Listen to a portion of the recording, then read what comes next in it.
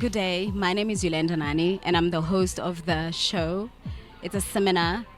It's a place where it's a feel-good place. It's called Finding Your Purpose with Eulender Nanni.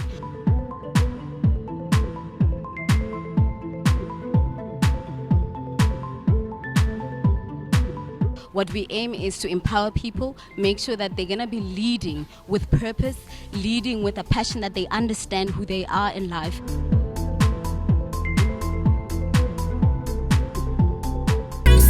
Thank you so much, Eulender. Ndifuna nixhumaxhume guys, by the time ndigqiba apha ndifuna amaphawuphawu. You know? Faith ziphi tissues because kuzawubilwa. No, I'm joking guys. Molweni bethuna anisebahle. Ubasifundisa ukugqiba. Molweni. Ninjani? Igama lam ngu Yaya Mwanda. I am originally from the Eastern Cape in a small town called Eulender. When Faith first invited me to speak at this event, I was like, hey, man, Faith, what am I possibly going to say to all these women? You know, like, what do I have to say? That's so important, you know, but I was like, you know what? It's fine. It's an opportunity to talk about my journey and the things that I've been through. And if I touch just one life, I'll be good. I know that, you know, I did my job and my purpose was fulfilled, basically. You know, so even if it's like Zoe's life, I'm you know, because you know, because I remember when I was Zoe's age. So I am I am a model. I am a fashion model. I am a businesswoman. I co-own a lingerie line. We cater for all sizes, but we specifically target plus size women, you know, because as plus size women, we struggle with our bodies, we struggle to find sizes, and even if it's a fun by sexy, you know, all our sense make it very difficult for us to be sexy, you know. So when I was like, no, girl, don't worry me, I'm gonna bring La Senza to you. You know, just call on me. I will be there. To Mamin. I embrace my body now. But it wasn't always like this. You know, I'm the youngest Ekaya out of 3 kids. And my older siblings are skinny. Like, I see my sister, I see my brother, they eat. And they are tiny. Now I just look at a catalog and I gain 5 kgs. And it's like, I can't God, what is this? You know, so the body positivity aspect of it is very, very close to my heart. Simply because I grew up dreading my body. You know, I grew up dreading my body. And I have put my body through so many things growing up simply because I wanted to fit in Ekaya because I was the only fat one Ekaya. Mama skinny, big bro skinny, older sister skinny, and then you know. I am going to talk about resilience. You know, I'm going to talk about resilience because in this industry that I am in, where a big girl is not celebrated in the modeling industry, why are you obese? And why are you showing us your roles? You know, women are boxed, not only in the industry, but women are also boxed in society. Which is weird because, you know, we are Africans. Africans are naturally curvy, you know, and by naturally curvy, I don't mean my size. You know, you can be, I was looking at Faith's pictures. Well, Faith looks like a size 2, but she's curvy. I was looking at her pictures and I was like, girl, I didn't know you had all these curves. You know, we are living in a continent where naturally African women are curvy, but we're so brainwashed into thinking that our curves are fat and they are not enough and they are imperfect. And in order to be perfect, you need to look like the skinny model that's walking the runway in New York. You know, I started modeling 7 years ago, 2014. And when I started my journey, it was before, now, you know, the industry is starting to accept us. Now I'm seeing a lot more curvy models. I'm seeing a lot more curvy influencers, a lot more body positivity activists as well. But when I started the industry, it was very taboo to be a big girl and to be in front of the camera. And I remember I had a conversation with this one friend of mine who was a male model, and he had been in the industry way before me. And he was like, are you ready for this? Yes, you're excited. Yes, you just got signed by an agent. Yes, it's great. Congratulations. But are you ready for this? And I was like, what do you mean, am I ready? Don't I look ready? And he was like, no, because you need a thick skin for this industry. And at the time I was thinking, you're just hating because they signed me up. And I'm thinking, this man is just hating. Like, why can't you celebrate this moment with me? And it was like, no, because you really do need a thick skin to be in this industry. And at the time, I didn't understand what he meant.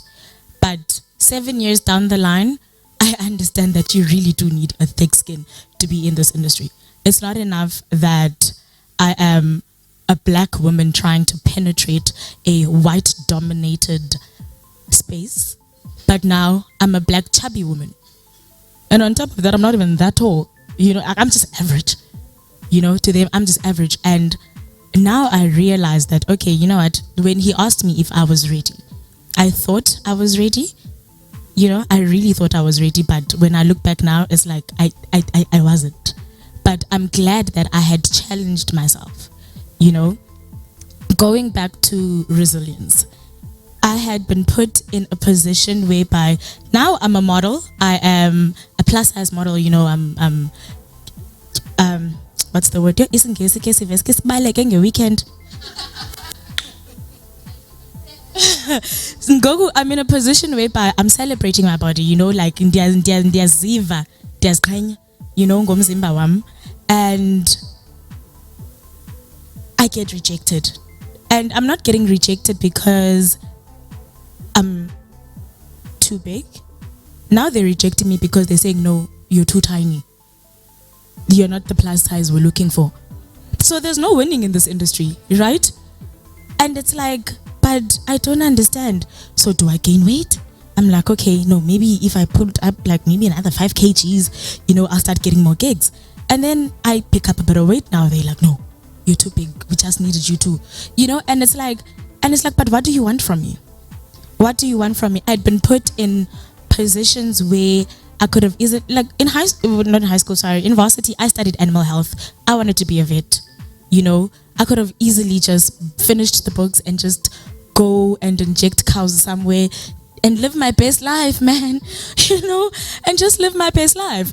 But now I know that that's not what God had entailed for me. And I know this because yesterday I was doing a fashion show. So we were doing this fashion show. It's a room full of models. And then not one, but 2 models come up to me, right? The first one, she comes to me, she's like, Yaya, when I walked in and I saw you, I was so happy. I'm like, what do you mean? She's like, you're the reason why I started doing runway. I'm like, I don't understand. What do you mean? Like, you've been doing runway. She's like, no. Before I started doing runway, I was just okay being a model that does stills, But this one time, I saw you walking at SA Fashion Week, and I was like, but if Yaya's doing this, why can't I? And I was like, really? She's like, yes, I showed my mom, because my mom was like, no, you're too short. And I was like, no, but mama, look at Yaya. Yaya's doing it, And I was like, oh, okay, because this is obviously, to me, this is a fellow colleague because we're in this industry together, And the other one, so like I said, I sell lingerie. Ladies, hit me up. So obviously I model my own product, and there's another model that approaches me yesterday. She's like, Yaya, I started shooting with this other lingerie brand, and the only reason why I was able to do that is because I saw your pictures and I thought you looked so gorgeous, and I was like, but look at what Yaya is doing. Why can't I? Why can't I shoot in underwear? Why can't I do that?